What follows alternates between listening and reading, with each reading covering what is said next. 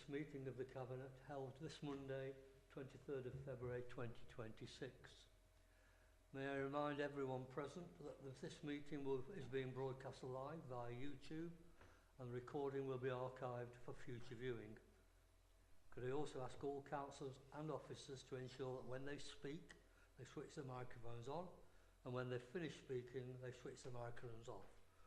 This is extremely important for the live stream to ensure that the cameras will be focused on the individual who is speaking.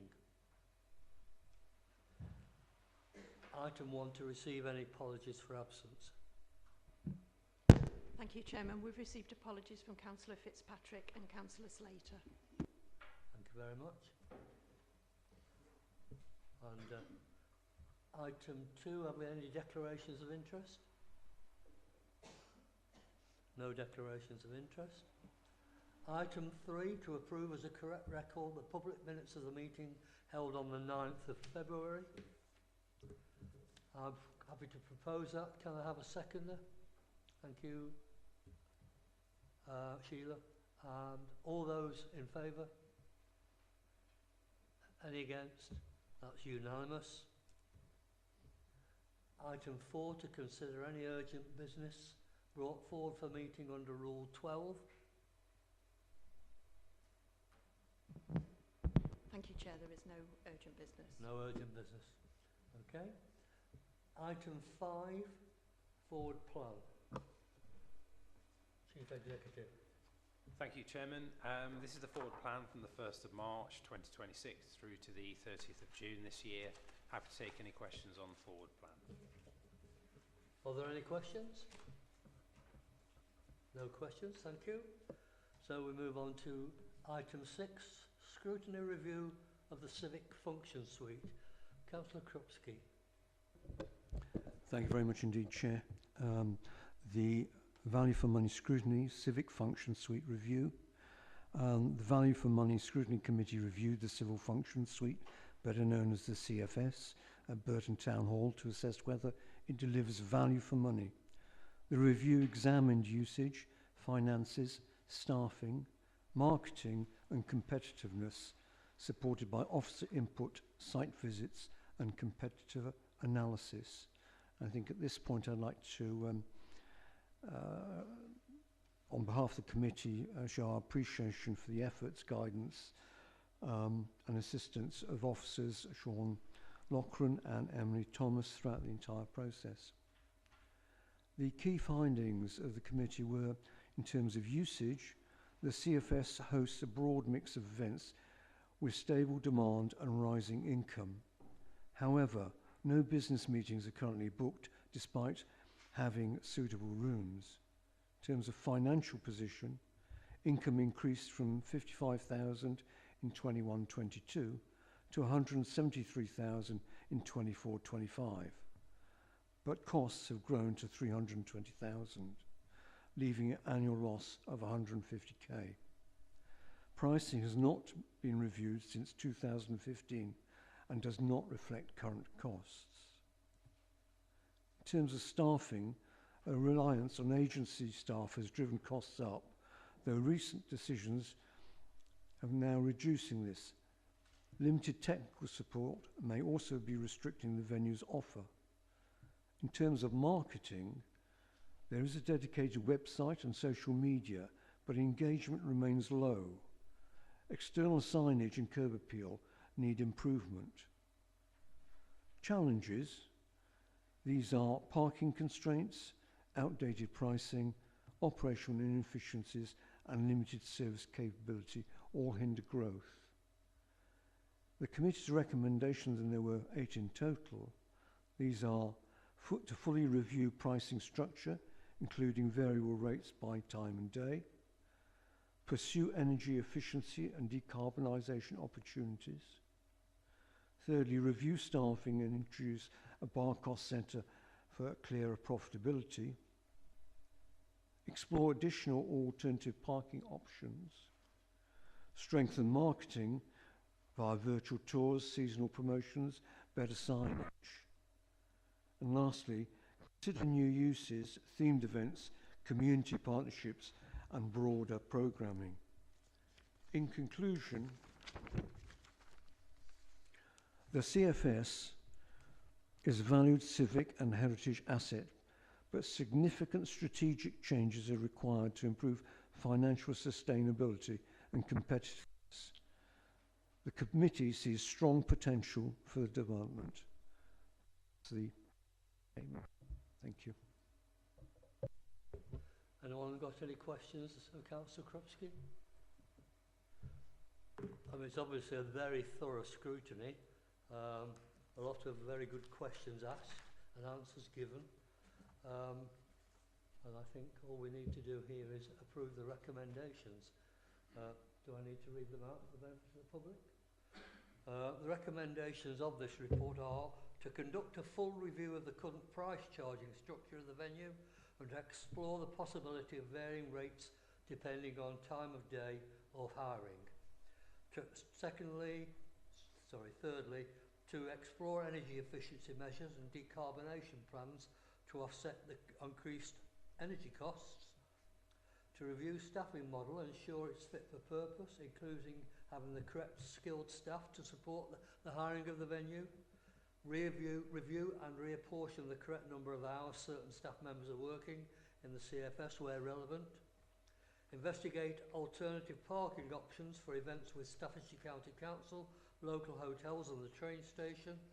Conduct research into the possibility of utilising other council car parks and offering a park and ride system to the venue.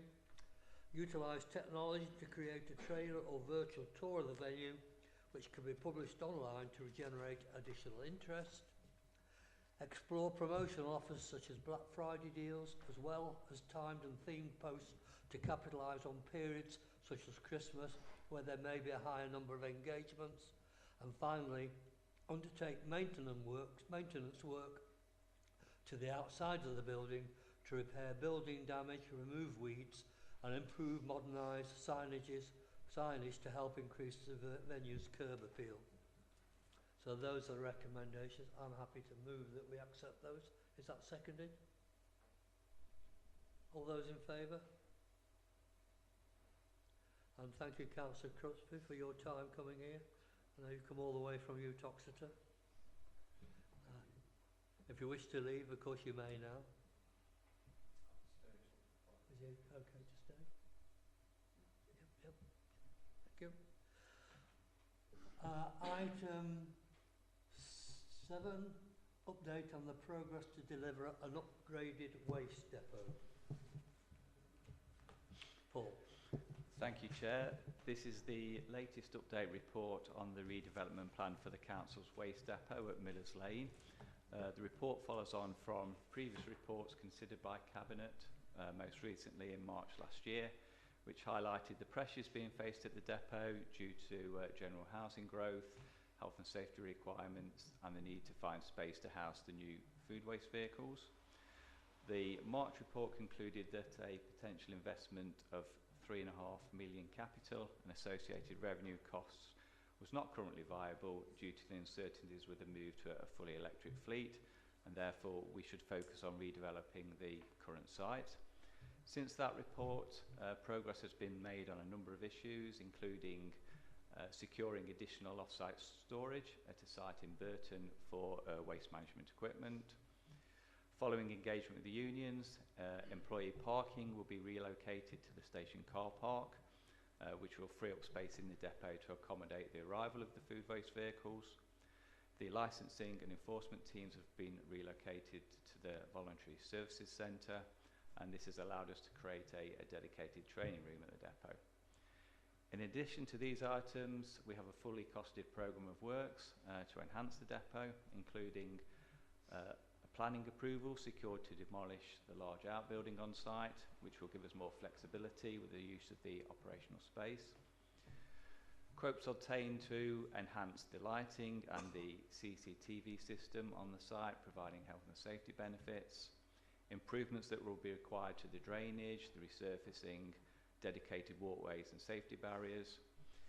We're currently negotiating with the landlord to secure an extended lease agreement for the depot building, combined with the leasing of the adjoining unit to house equipment and sweepers overnight.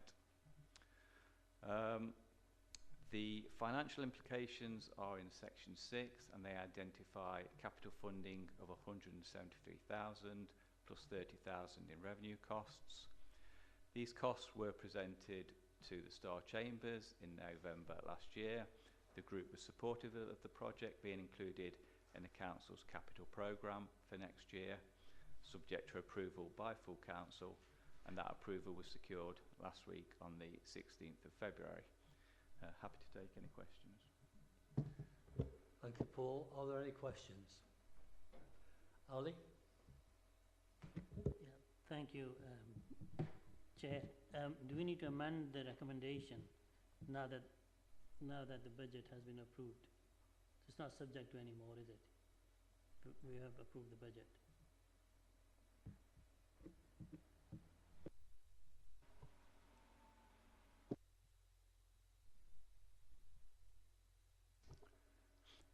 The recommendation, I'll read the recommendation.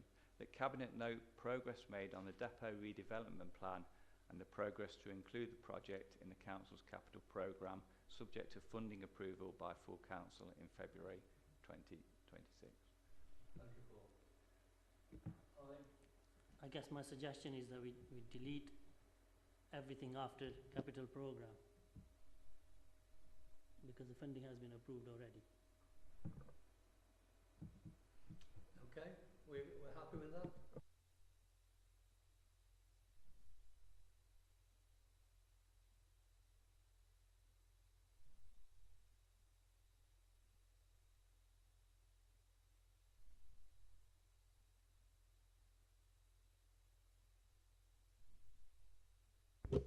Making sure that this place is fit for purpose in the future. So congratulations to everybody involved, particularly you, Paul.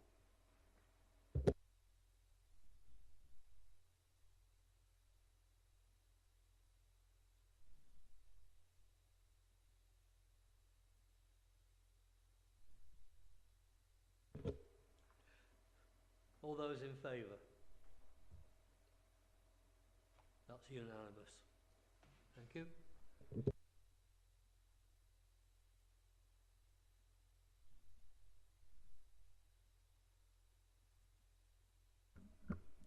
Thank you, Chair. The culture and event strategy provides the Council with a clear, considered and achievable approach to ensuring that East Staffordshire is a place where culture connects communities. This means celebrating the borough's distinctive heritage whilst creating bold, appealing experiences which enrich the lives of residents and is attractive to visitors. The approach is built around co-development and putting people first. Together, the Council will cultivate an environment which encourages conversations and joint working, seeking to align approaches and priorities with key delivery partners, drawing upon a spectrum of public, private and third sector organisations, along with creatives, event organisers and communities. The strategy has been developed hand in hand with these East Staffordshire communities, engaging with over 700 residents, stakeholders, partners, young people and visitors through a variety of methods. This engagement was delivered in partnership with the Audience Agency, an independent research and development organisation whose purpose is to enable a thriving, people-centred cultural sector. Importantly, the strategy recognises that culture means different things to different people and that every community has their own traditions and priorities. Whilst recognising what culture means, the strategy also acknowledges the growing culture and events offer in East Staffordshire and the important role this plays in contributing to the economic prosperity, employment, community cohesion, as well as the significant health and wellbeing benefits. Point 5.4 in the covering report provides a real-world example of how this strategic approach has been successfully piloted by the Council. An intervention to reimagine and rejuvenate Burton's rich history of live music started out with a series of small meetups with local residents, all with a shared passion for music, which through conversation, support and collaboration has grown into a strategic approach and the successful delivery of 2 Sonic Boom festivals enjoyed by thousands of local residents and visitors. As well as providing an appealing attraction, the intervention is now helping the established Sonic Boom Music CIC create year-round opportunities for local people by building a sustainable ecosystem, working with a variety of stakeholders. The festivals are also an example of how culture and events can positively impact economic and social development. Although these large-scale events might take the headlines, this strategy is just as much about creating pathways for young people and creating an environment where people are supported to test and grow their ideas. The implementation of the strategy will be carried out via 3 distinct delivery pillars, and these have been shaped directly from the themes emerging from the public engagement and provide a methodical and realistic framework for delivery whilst creating a sustainable legacy. These delivery pillars will help achieve a series of distinct outcomes for residents, young people, communities and creative networks, with action plans to include a series of initial deliverables with future more granular actions being shaped in tandem with an emerging cultural network, epitomising the doing with rather than doing for approach. The recommendation for Cabinet to approve the culture and event strategy is detailed at point 13 of the covering report. Thank you. Any questions? Well, I think we need to recognise how much work's gone into this excellent strategy. I think the task ahead of us now is to make sure that the public are aware of the strategy and how important it is, and maybe we can up our publicity on this issue. Thank you, Nathan.